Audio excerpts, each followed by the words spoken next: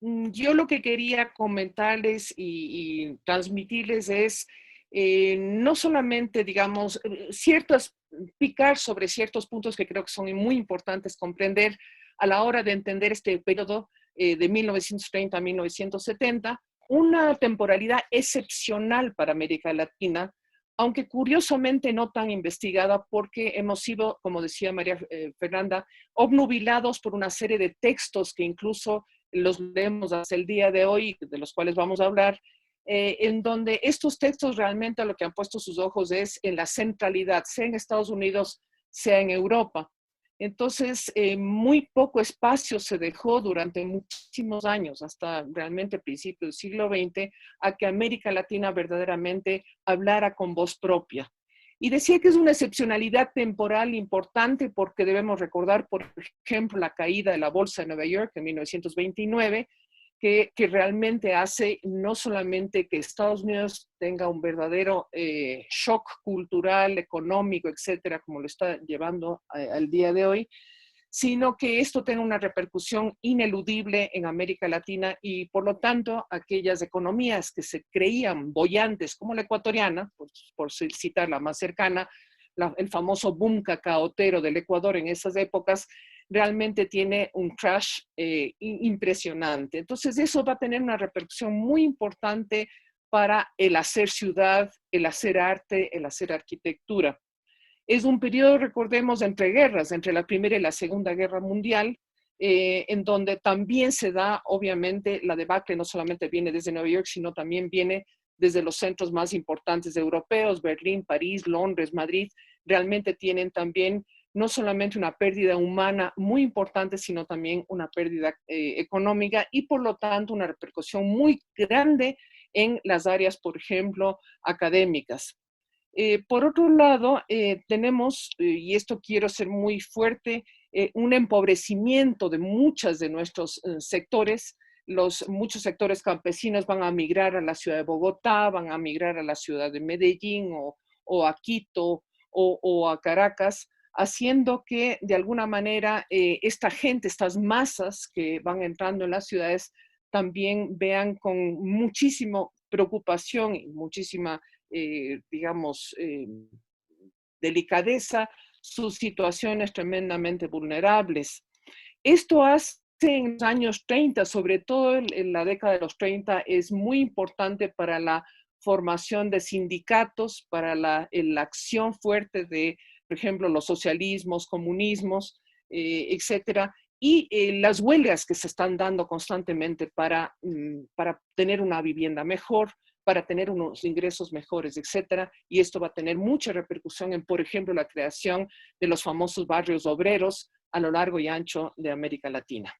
Entonces, y estos barrios obreros están totalmente ligados a toda una corriente que ya ha venido dándose a lo largo de todo el siglo XIX, que es la corriente del higienismo, ¿no es cierto? En donde lo que se está viendo de alguna manera es cómo limpiar las ciudades, cómo higienizar estas ciudades que verdaderamente si uno puede ver fotografías de 1910, 1920 y 30 de las diferentes ciudades de América Latina, realmente son verdaderos lupanares, es decir, saliéndonos de la plaza central, saliéndonos de las cuatro alrededor de esta plaza, si uno camina por las ciudades latinoamericanas en esas épocas, bueno, es de horror. Realmente muchas veces se ve la basura enorme, la falta de canalización, la falta de servicios públicos, etcétera, etcétera. Entonces, ¿qué es lo que está pasando durante estos años? Durante estos años se está restituyendo una economía muy venida a menos, se empieza a intentar planificar la nueva ciudad moderna, se empieza a construir las universidades como la UNAM se construyen en estas épocas, la Universidad Central de Caracas también. Entonces, hay una creciente importancia dada a la planificación urbana, sobre todo porque se ve como el crecimiento demográfico de las grandes ciudades, grandes y medianas ciudades de América Latina. Eh, a ver, vamos. Bueno, este tema que les voy a comentar hoy día viene desde las segundas jornadas de Historia del Arte y la Arquitectura que celebrásemos en la Facultad de Arquitectura y Urbanismo de la Universidad de Cuenca, donde yo soy profesora, y que trató este tema justamente porque había sido poco debatido, sobre todo porque siempre se nos hablaba de una especie de cordón dependiente de Europa o de Estados Unidos.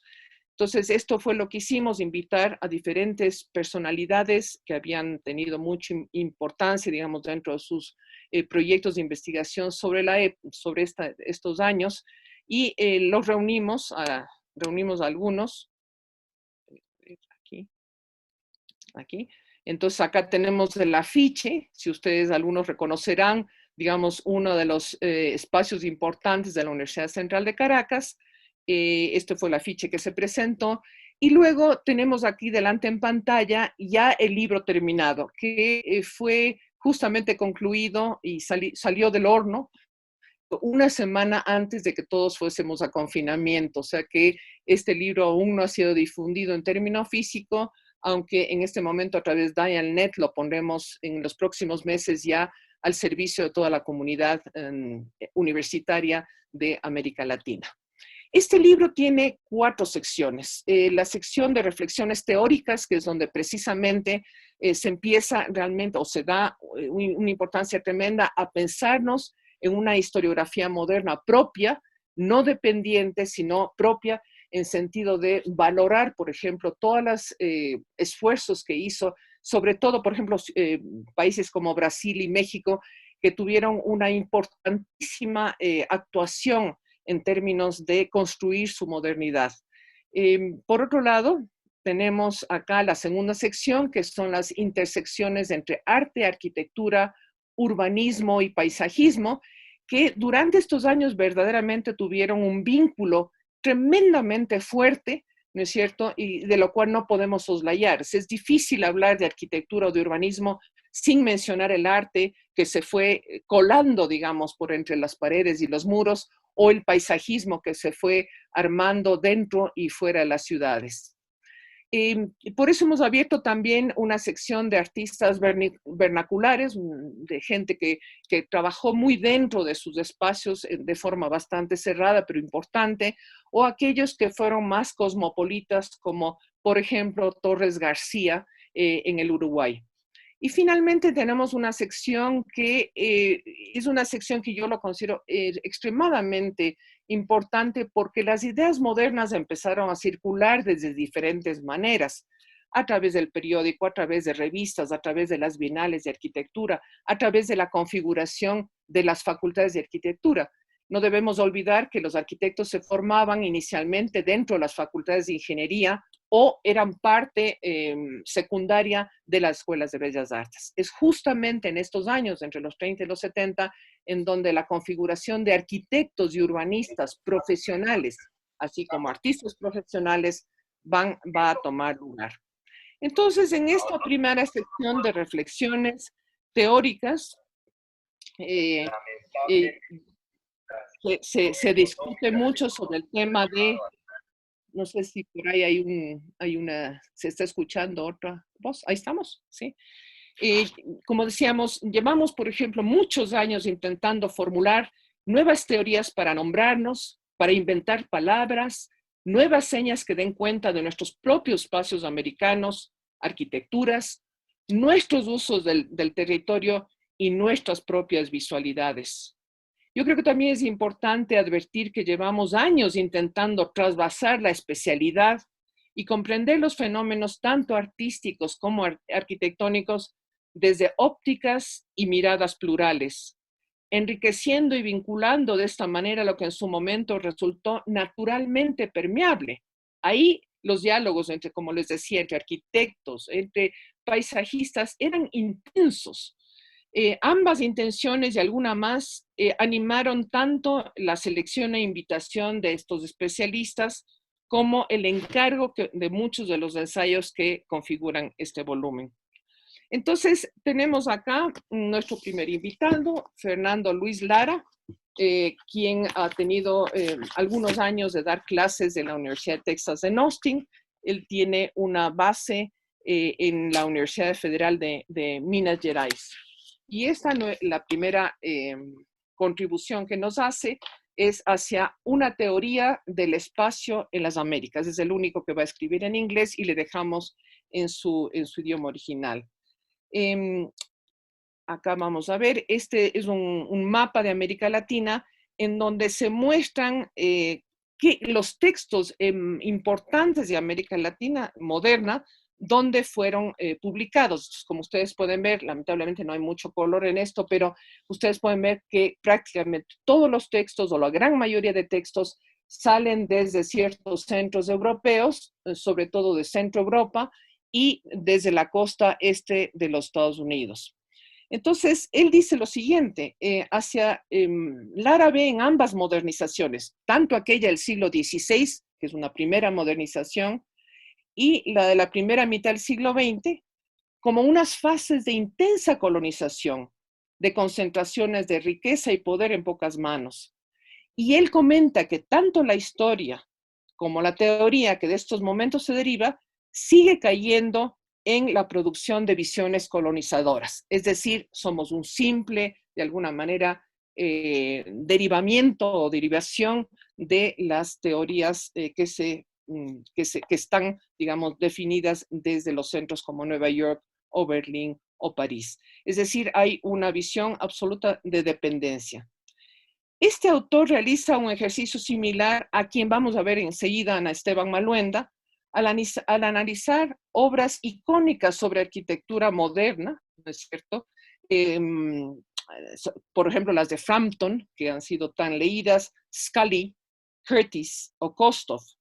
En ellas, esos autores nos hacen notar cómo se concentra la producción mayoritaria en el Atlántico Norte, siempre marginando y excluyendo prácticamente toda la obra realizada en la primera mitad del siglo XX en lugares como México o Brasil, cuyo impacto en el resto del mundo fue realmente notorio. Creo que no podemos dudar ahora de eso. Los autores estudiados por Lara insisten constantemente en ver a la arquitectura vanguardista europea como un tronco central de la cual emanan ramificaciones áreas siempre dependientes y entre ellas el corpus latinoamericano, aunque lo mismo se hace con el Asia, lo mismo se hace con Norte de África, etc. No es honesto intelectualmente seguir haciéndolo. Las realidades son rizomáticas, expresa Lara en su ensayo y en muchas de las obras que él ha publicado, con raíces interconectadas que germinan de diversas maneras de acuerdo a cambios en el territorio. Acá le tenemos a Ana Esteban Maluenda, una gran profesora de la Universidad Politécnica de Madrid, y ella también lo va a hacer de una manera muy sistemática, además lleva años trabajando sobre Latinoamérica en la historiografía moderna y el ejercicio de recoger y analizar la producción de aquellos autores también muy divulgados, tanto los anteriores como Pevsner, Benévolo, Hitchcock, Curtis y el mismo Frankton, que ya mencioné, que publicaron sobre arquitectura moderna. No solo diversas historias, sino cuando lo hicieron y las modificaciones que se llevaron a cabo en las distintas ediciones, con el fin de señalar la imagen que estos ofrecieron sobre América Latina moderna. Es interesantísimo su artículo porque no solamente revisa primeras ediciones, sino revisará segundas, terceras, cuartas ediciones y los cambios que se dan a lo largo de las mismas. Evidentemente, uno de los grandes que aparecerá constantemente como un puente entre Europa y América es Le Corbusier, que todos ustedes le conocen, y la labor y presencia ensalzada por unos escritores y en cambio despreciada por otros. En buena parte de estos textos es concurrente una visión constantemente comparativa o derivativa que tiene que ver con estilo. Es una de las cosas que yo quiero insistir mucho.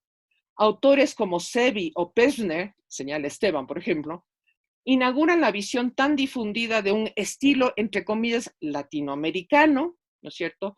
Pero lo nombran como un estilo exuberante, irracional, que algunos de ellos dicen no debía contaminar la prístina arquitectura moderna occidental, porque tenían miedo que ésta llegara a ser demasiado influyente. Fíjense ustedes en estos temas. La autora nos marca un punto de inflexión, en cambio, con la exposición, una exposición que fue muy importante en el MoMA de Nueva York en 1955.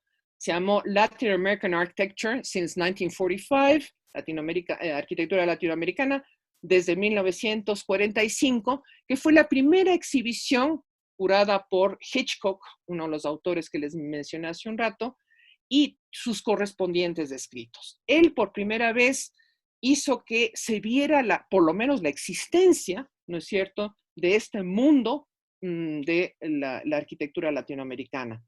Sin embargo, dice Ana Esteban Maluenda, será realmente la década de los 80 un momento crucial en la producción de nuevas historias más incluyentes. Fíjese qué tardío, estamos hablando de 1980, y la aparición de un texto que fue clave, que es un texto dentro de la historia de Benévolo, el último capítulo que se le encarga al catalán Josep María Montaner, en cuya edición castellana se incluye este capítulo y su problemática real, no sin reiterar constantemente esta positiva presencia de Le Corbusier.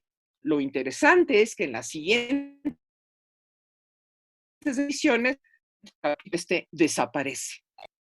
Bueno, acá tenemos la historia de la arquitectura moderna del Benévolo, que les comentaba, donde se entra el único escrito que se hace sobre América Latina, de Josep María Montaner, y aquí simplemente portadas de la famosa historia crítica de la arquitectura moderna de Kenneth Frampton, que ha tenido una enorme cantidad de ediciones, o la de William Curtis, que yo creo que le seguimos utilizando como textos de clase. Al utilizar estos textos, uno tiene que ser sumamente crítico, ¿no es cierto? Porque no puede creer la letra en blanco y negro cuando no ha habido crítica, digamos, a estos textos. Bueno, y Ana Esteban hace un análisis muy interesante de la presencia en este cuadro, de la presencia de la arquitectura latinoamericana en la historiografía moderna, y lo hace de acuerdo a diferentes autores muy importantes, que creo que vale la pena revisar, porque realmente para los profesores esto es una tremenda guía. Tenemos a otra invitada que es Silvia Arango, muy querida para mí. Ella es de la Universidad Nacional de Colombia y también se mete en esto de crear, de empezar a cuestionar esto de las influencias en arquitectura. Ella propone desprenderse de las visiones atávicas señaladas en los textos que le estaba comentando, y lo hace a través de presentar algunas reflexiones sobre los mecanismos y modalidades de las influencias en arquitectura, dejando de lado el análisis estilístico, que es algo que realmente nos pesa demasiado. No se puede solo, de alguna manera, insistir en crear diálogos de la arquitectura solamente pensando en el estilo y dejando de lado el análisis estilístico formal. Ella más bien propone trabajar sobre las influencias bajo dos consideraciones que me gustaría mucho que lo lean, que es el discurso crítico, que depende de un discurso historiográfico, y la segunda premisa que ella pone en su texto es que se debe establecer semejanzas entre el juicio de jurisprudencia y el juicio en arquitectura. Si tomamos la arquitectura, nos dice Arango, como una práctica social y cultural, tendríamos entonces que reescribir verdaderamente nuestra historia. ¿No es cierto? Ahí estamos los historiadores del arte y los historiadores culturales, realmente para señalar que no se puede abordar la arquitectura exclusivamente desde la arquitectura misma, sino desde la historia social y desde la historia cultural. Tenemos el deber de hacerlo bajo nuevos paradigmas, repensando el papel de los contactos entre las culturas y reasignando a las influencias sin complejos de inferioridad el lugar que nos corresponde en las interpretaciones de las transformaciones históricas. Y eso es sumamente importante.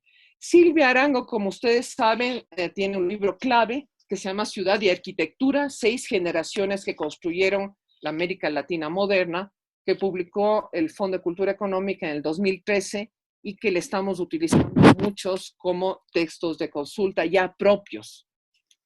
Y acá tenemos a nuestra compañera que nos está escuchando y que daré palabra a ella posteriormente, ¿no es cierto? María Augusta Hermida, colega mía en la Facultad de Arquitectura, que está haciendo un trabajo muy importante en términos de haber creado un grupo que se llama Forum, en donde estamos discutiendo pues todos los recortes presupuestarios y todo, que no vienen desde ahora con el coronavirus, sino que vienen ya desde hace algunos años.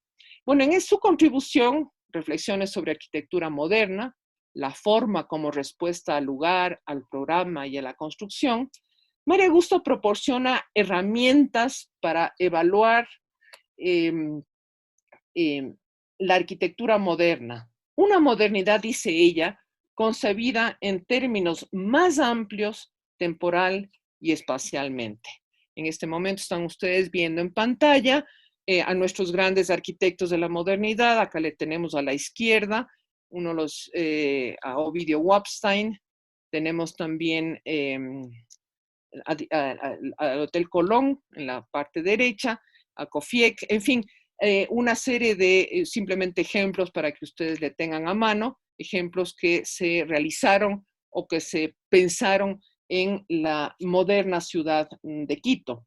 Y ella dice que más allá de los juicios de valor subjetivo, al trazar un camino más científico para el juzgamiento, y esto es muy importante, Hermida eleva las herramientas propuestas a categorías universales centradas en la forma y desecha de plano el concebir a la arquitectura moderna como un estilo, es decir, igual de lo que hacía Arango, igual de lo que nos propone Maluenda, igual de lo que nos propone Luis Lara. Obviamente un estilo que se irradia desde un centro metropolitano. De alguna manera, Hermida pretende dar respuesta al llamado que hacen los autores anteriores, como los decía, con respecto a la problemática de las dependencias, si somos parte de, somos copiadores de, somos tal cual.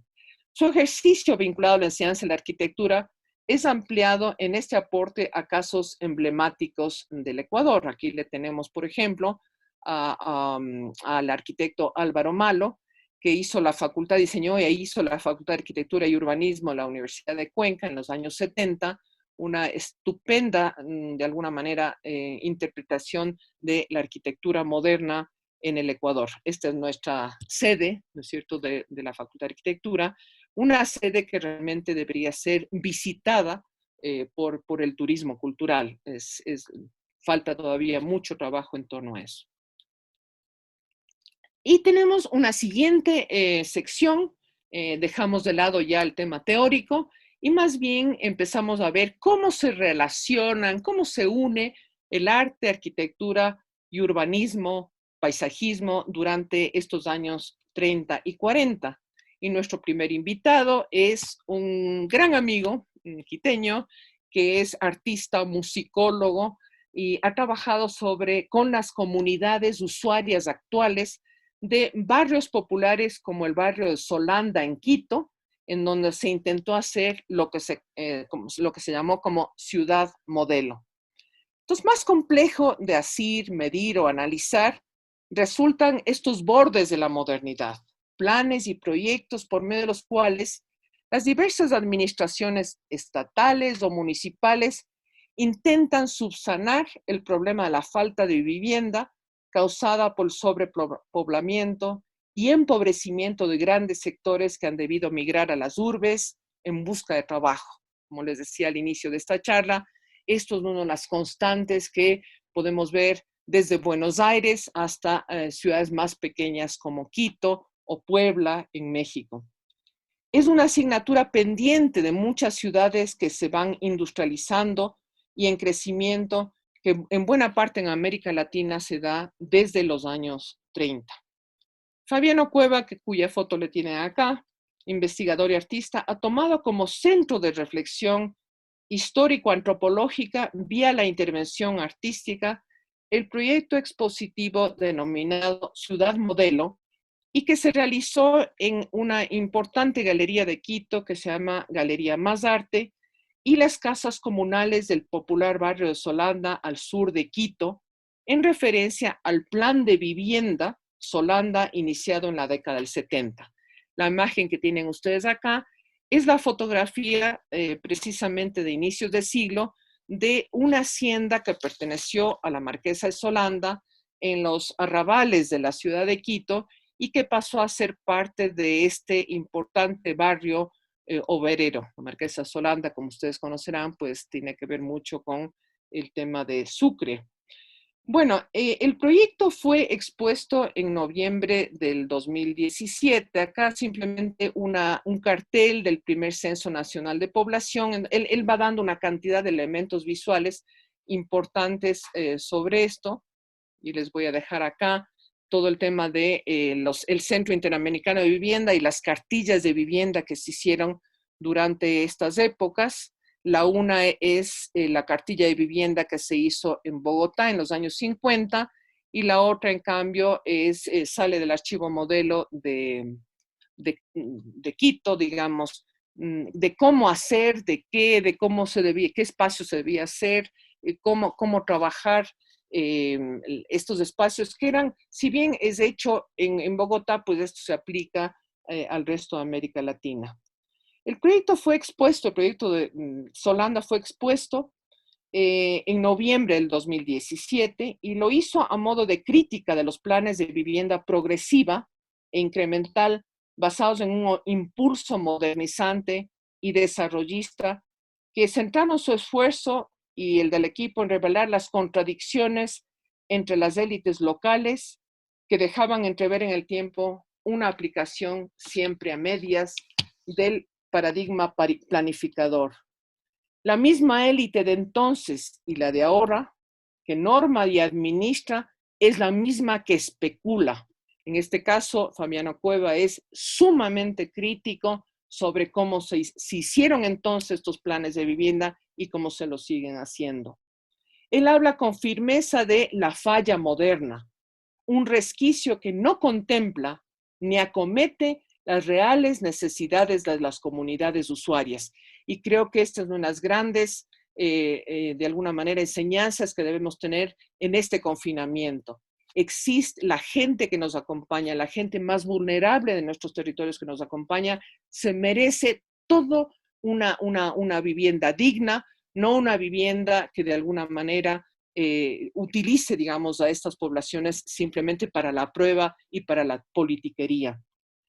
Fueron entonces años de sueños y utopías en manos de élites locales. Creían en reformas y cambios urbanos de gran envergadura, aseguradas por repentinos crecimientos económicos. Y acá tenemos una nueva intervención, ¿no es cierto? Nos pasamos ya de Quito a Guayaquil, el puerto principal de Ecuador, y acá le tenemos a Florencio Comte, que es profesor decano de la Facultad de Arquitectura de la Universidad Católica de Santiago de Guayaquil, un gran investigador sobre los fenómenos guayaquileños. En Guayaquil se dieron dos acontecimientos muy importantes que permitieron a Guayaquil realmente pensar en modernidades dependientes antes que en el resto del país. La primera fue la destrucción casi total que sufrió Guayaquil en el voraz incendio de 1896. En este plano de Guayaquil, si ustedes ven en la parte baja derecha, todo lo que está marcado en negro es lo que desapareció por este voraz incendio. En este caso, de todas maneras, se permitió una reconstrucción bastante ágil con los grandes fondos cacaoteros. Era imprescindible hacerlo. Y con este fin, y sintiéndose verdaderamente fuertes, porque realmente los fondos de cacao en ese momento fueron verdaderamente enormes, se planteó en 1906 un concurso internacional para acometer lo que ellos llamaron The New Guayaquil, así en inglés. Concurso encargado a la Sociedad de Arquitectos Diplomados para el Gobierno de París. Fíjense ustedes, siempre esta relación constante con los centros metropolitanos europeos. Acá tenemos el proyecto que plantea, que es un proyecto ganador, un parisino, André Bérard, que fue el primer concurso para la nueva Guayaquil. Entonces le pueden ver ustedes acá en pantalla. Pero lamentablemente este proyecto de Berard se dio de alta por falta de recursos. Como ustedes saben, entraba ya la Primera Guerra Mundial, hubo una debacle del comercio cacaotero y por lo tanto muchos de estos proyectos quedaron simplemente en papel. Tanto este proyecto como el de la reforma urbana de 1912, propuesta por la Junta Patriótica para la celebración del centenario de Guayaquil, se convirtieron de todas maneras en el escenario de una serie de debates que Comte, Florencio Comte, autor de este ensayo, pone sobre la mesa a modo de tensiones entre los organismos y técnicos internacionales, las élites regionales y los municipios de turno. Finalmente, como sucedió frecuentemente durante aquellos años de crisis europea entre 1917 y 26, los ingresos de Ecuador, como por el cacao, como les señalé hace un ratito, se deterioraron debido a las plagas y baja de precios en el mercado.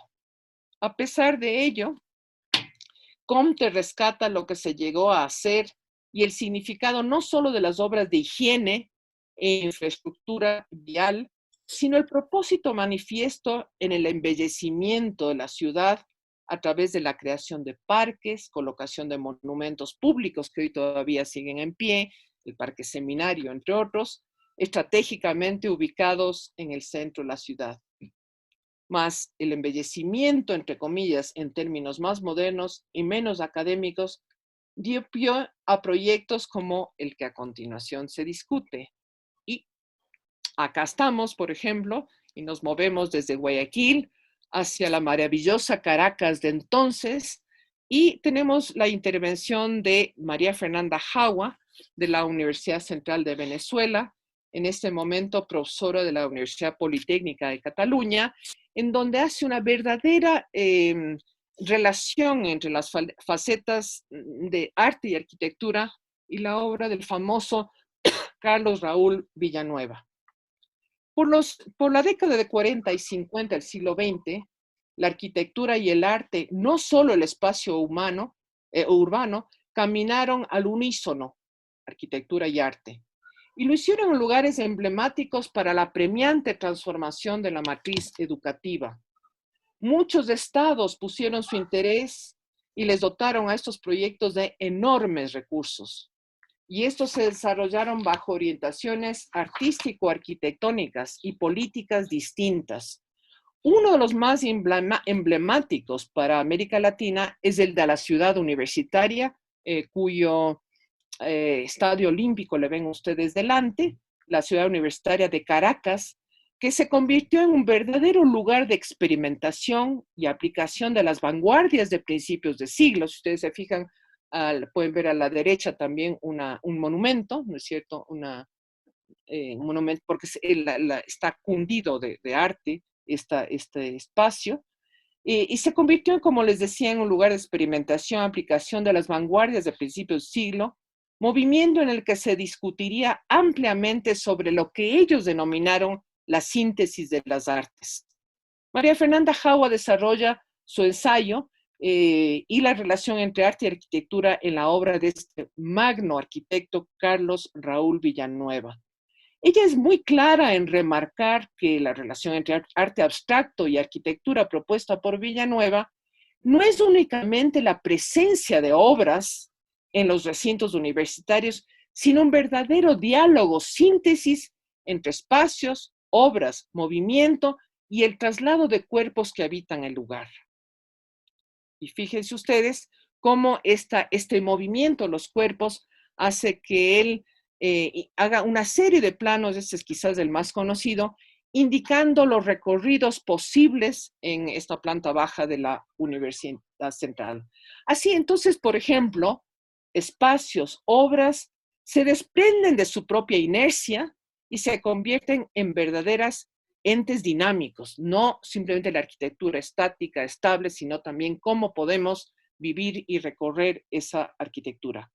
Jagua, que es lo interesante de su artículo, cita extensivamente los escritos tanto del arquitecto como de los mismos artistas y críticos que se involucraron en este proceso, y en los posteriores años.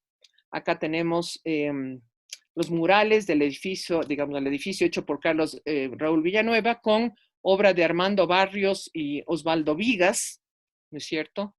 Pero bueno, es riquísimo, ¿no? Ahí tenemos también, si recordar a algunos de ustedes, la gran obra en su auditorio principal, la obra que invitan a Calder a poner en el auditorio y que está justamente en la portada de este libro. Si Caracas fue un foco de verdaderos efluvios para relacionar el arte y la arquitectura, otro ejemplo es sumamente importante y este es Montevideo, en donde hubieron convergencias y colectivos de artistas que incidieron fuertemente en el espacio urbano, como vamos a ver, y en la profesionalización y exportación de arquitectos y urbanistas, así como en el afianzamiento de una otrora incipiente coleccionismo. Coleccionismo y producción de arte fueron nociones interdependientes en el grupo que él investiga, que es el grupo llamado Universalismo Constructivo, del cual se han hecho muchas exposiciones, sobre todo en el Museo de Arte de Houston, en Texas, ¿no es cierto?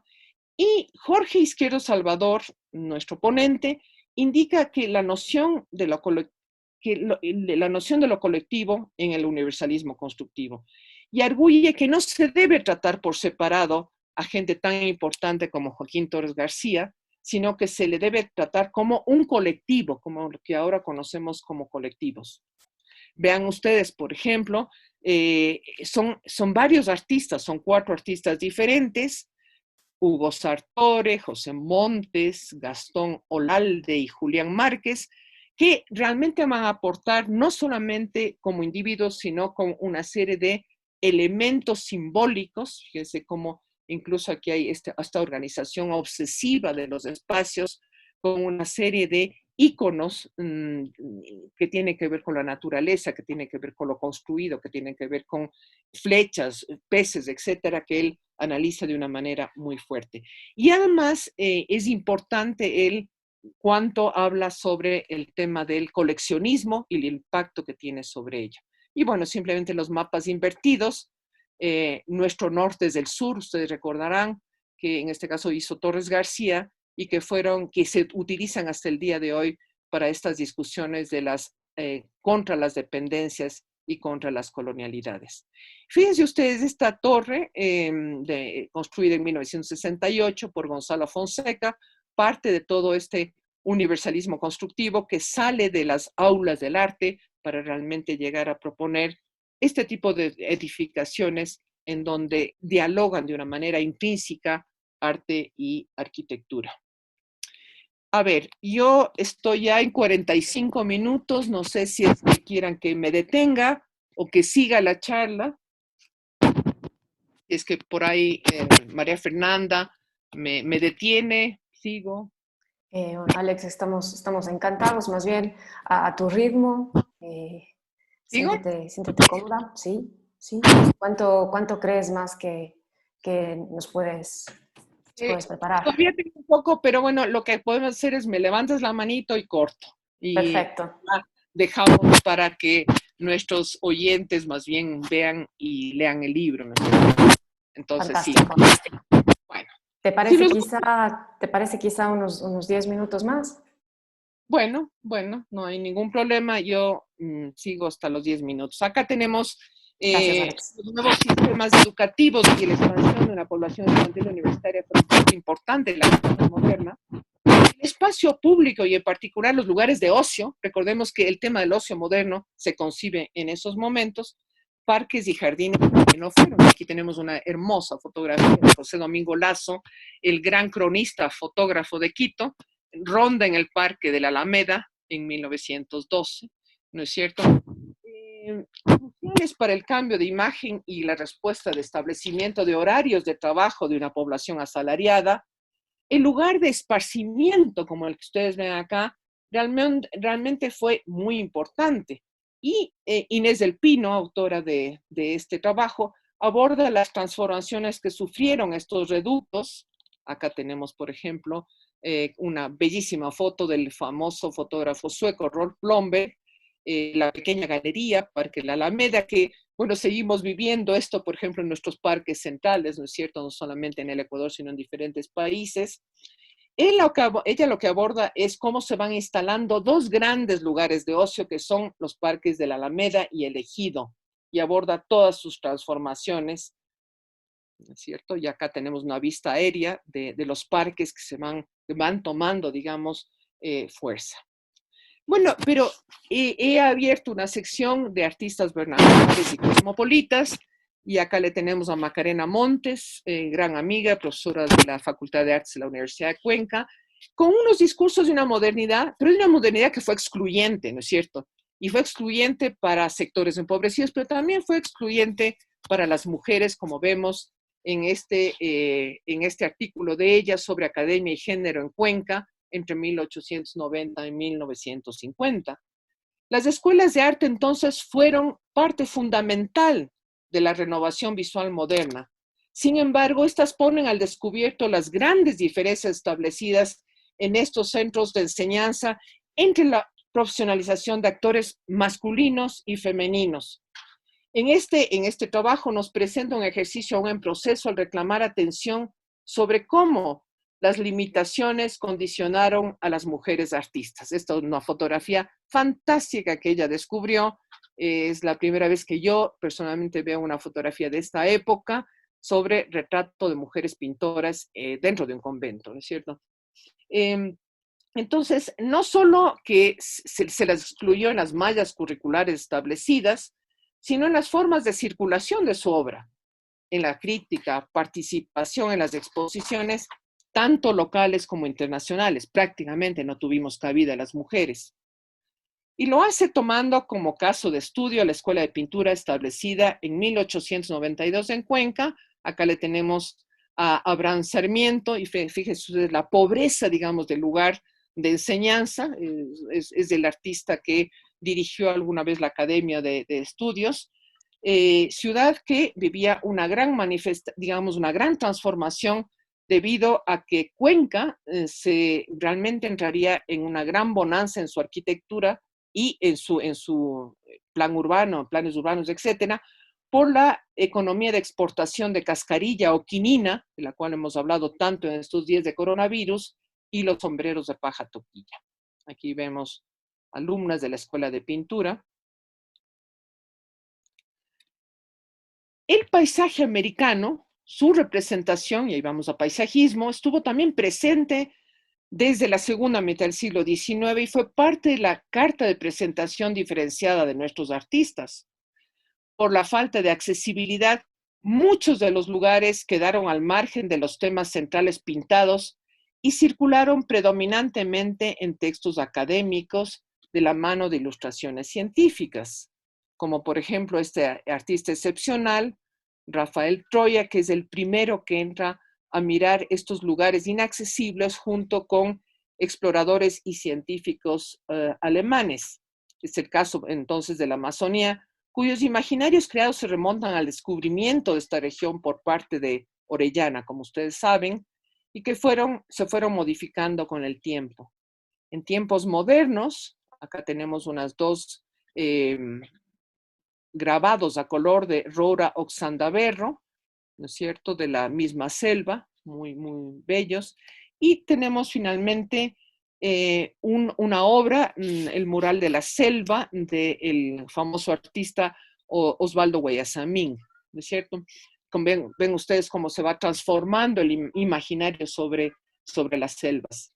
En tiempos modernos, la Amazonía provocó otras resonancias: impenetrable, llena de recursos naturales de explotar, nuevas lecturas sobre civilización y barbarie, tierra a la que se debía civilizar para incorporarla al progreso general de una nación, sobre todo en un país petrolero por excelencia, como es el caso ecuatoriano.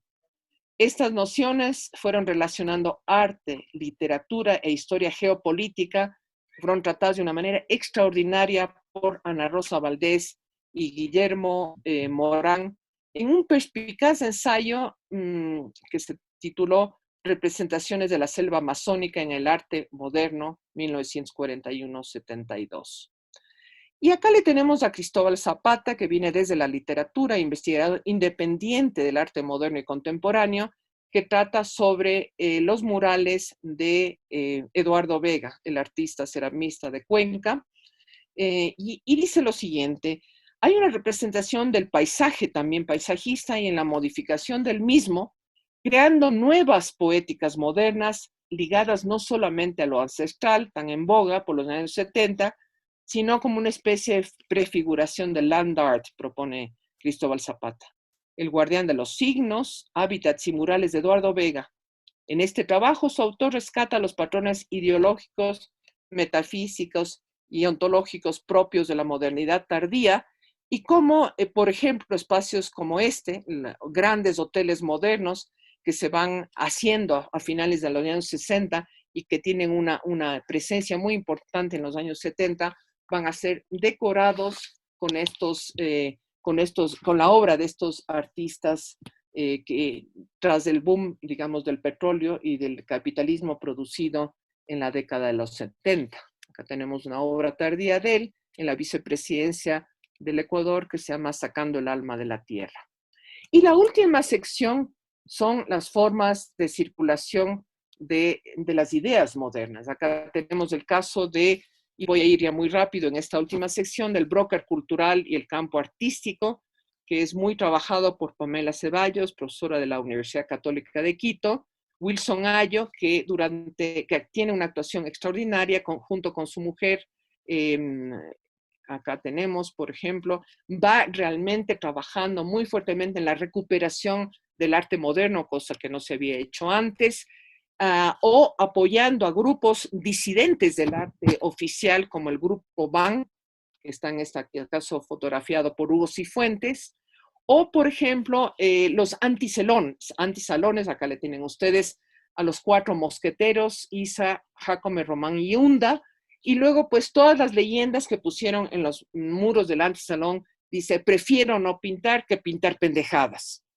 Abajo la prostitución en el arte, abajo, primero es la vida, etcétera, etcétera.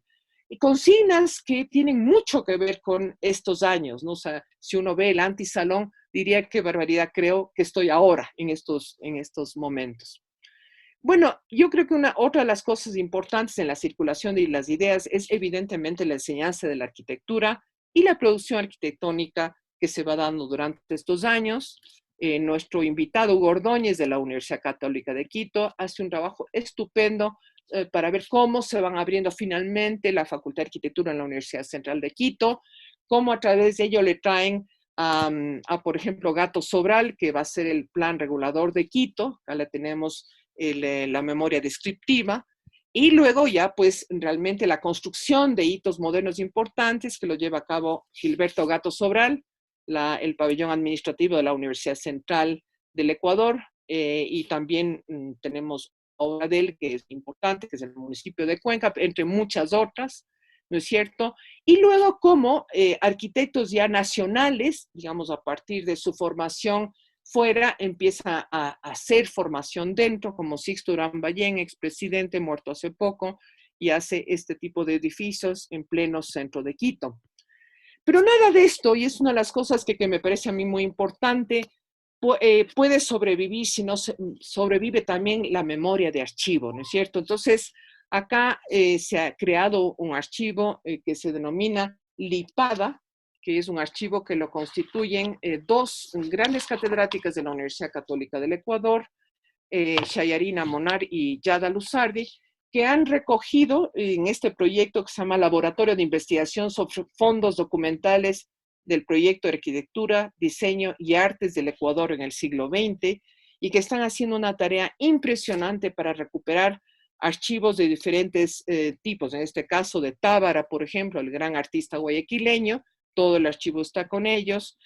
Acá también hay todos los papeles, todos los documentos que se van recuperando, sean físicos, sean en digital, se van organizando y sirven también, evidentemente, para hacer exposiciones. Se han hecho algunas curadurías.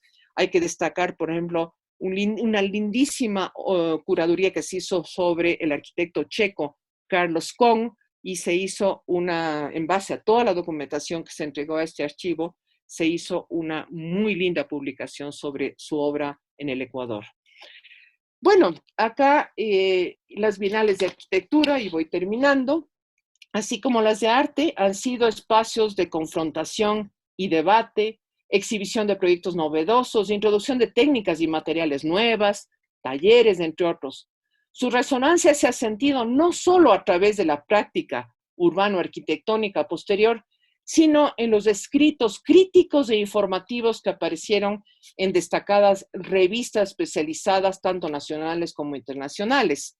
María Rosa Zambrano, ella va a trabajar denodadamente para su tesis doctoral y luego pues ya para algunas publicaciones como esta. Por ejemplo, ver estas publicaciones, trabajarlas. Esta CJ fue una revista de arquitectura brasilera que tuvo un impacto muy fuerte, no solamente en Brasil, sino en América Latina. O, por ejemplo, estas que fueron las revistas oficiales del Colegio de Arquitectos de Chile o la revista AUCA, que les tenemos acá. Pero obviamente todas estas salen de las diferentes, digamos, organizaciones de estas primeras bienales de arquitectura. Fueron las mejores plataformas de circulación de ideas, formas de construir y habitar. Y acá tenemos de la Bienal de Quito, una emblemática revista de arquitectura que se llama Trama, que sigue publicándose hasta el día de hoy.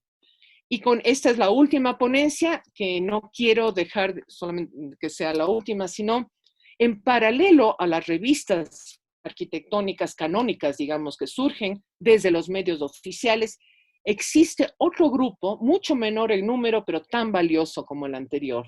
Se trata de las series de revistas estudiantiles, que aunque de frágil materialidad y escasa continuidad, nos dice Patricia Méndez de la Universidad del Biobío en Chile, y ella trabajó durante años en el CEDODAL, el Centro de Documentación de la Arquitectura de América Latina, ¿no es cierto?, con Ramón Gutiérrez a la cabeza. Sus ideas insurrectas, dice ella, nos permiten una visión más directa de los problemas y necesidades sentidas en los contenidos de una malla curricular o una pedagogía que los alumnos creen inapropiada. En el ensayo Méndez revisa más de 40 títulos producidos en el Cono Sur, como los que ustedes ven aquí, uno en Río de Janeiro, otro en Montevideo, y sugiere que este tipo de periodismo anticipa la formación de una cultura arquitectónica regional y posiciona esta serie de revistas estudiantiles en la categoría editorial de vanguardia dentro de la prensa del siglo XX. Y con esto termino. Perdonen que me haya pasado un poquito. A ver.